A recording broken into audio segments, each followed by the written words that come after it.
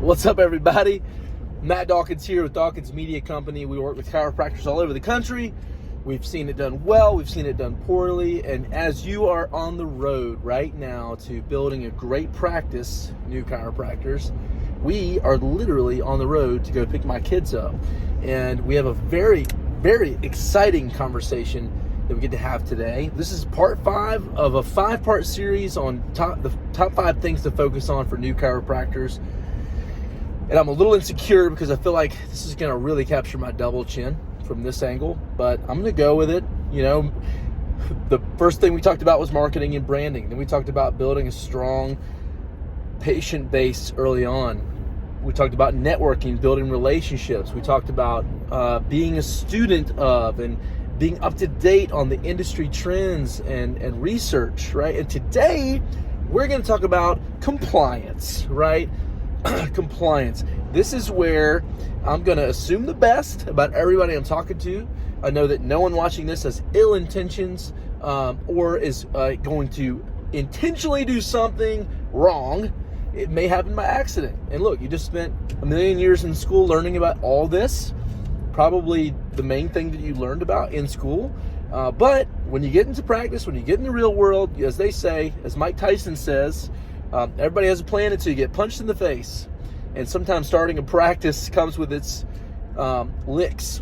And you're going to tend to forget some stuff. So I'm just here in the next 3 minutes and 20 seconds to bring 5 things to make sure that you focus on when it comes to compliance. And the first is to be HIPAA compliant. HIPAA, Health Insurance Portability and Accountability Act, right? HIPAA compliant. Has everything to do with transferring, disclosing, sharing private medical information. Remember that it is private.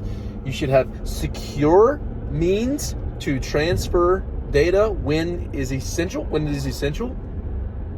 And then beyond that, make sure that you have written consent when it comes to disclosing medical information.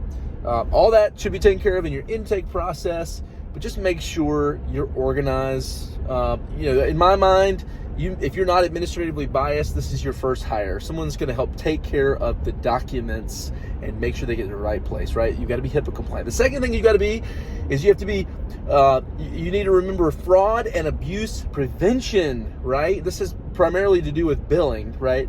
You know, in the medical world, when you bill, you have certain codes for certain procedures. That's how you get paid. What can happen on accident, again, remember, I'm assuming the best, is that you accidentally upcode or you accidentally unbundle, where you take one procedure and you make it look like multiple procedures to make more money. I get wanting to make more money, but do it the right way, all right? Fraud and abuse prevention, remember that. The third thing is make sure that you're advertising compliant, right? You are not making promises in your marketing that are not honest.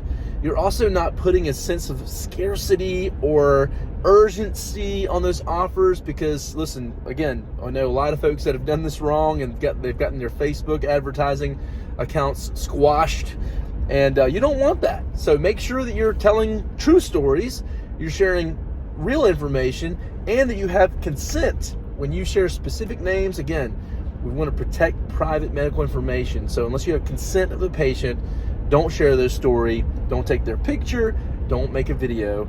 Make sure that everyone in your space is giving you permission to share their stuff, right? Advertising compliant. One thing, due to COVID, a lot of chiropractors jumped on COVID real quick to say, hey, before you get COVID, come get adjusted so you don't get COVID. Like, you can't do that. You can't do that. You got to be compliant when it comes to advertising. Number 4, you need to make sure that you have proper record keeping, all right? Every test you run, every procedure you do, every examination, everything needs to be documented. You need doctor's notes, you need the test results, you need everything to be documented and organized. You also need every financial note to be properly organized. If you billed for a certain amount, make sure you documented it.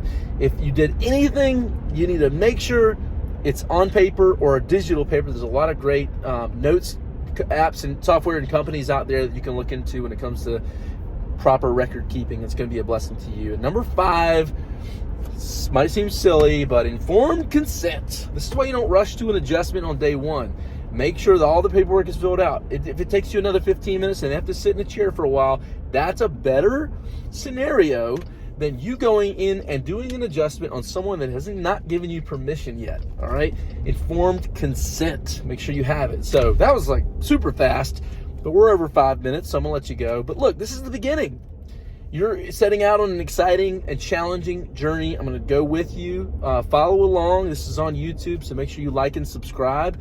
Be on lookout for more content. We're gonna talk about health talks. We're gonna talk about We're gonna talk more about building a brand. We're gonna talk about more about day 1 best practices, and this is gonna be really helpful. So hopefully we get to go on this journey together, and we'll see you soon right here with Matt Dawkins and Dawkins Media Company. Later.